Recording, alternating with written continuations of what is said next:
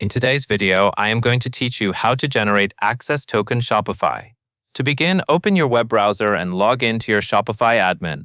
Make sure you are signing into the correct store, especially if you manage more than one.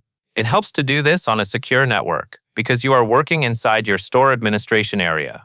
Once you are inside the Shopify admin dashboard, look to the lower left area of the screen and select Settings.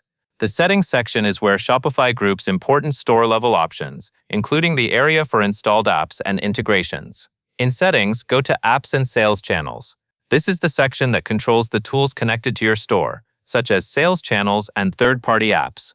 Take a moment to confirm you are in the right place, because this is also where you can manage permissions and app access. Next, find and click Develop Apps. If this is your first time opening it, Shopify may prompt you to enable app development for your store.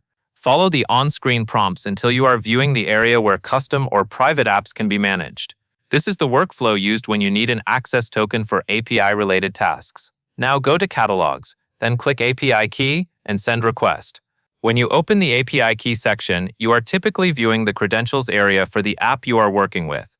Be careful to only request access that matches what you actually need, since permissions control what the token can do in your store.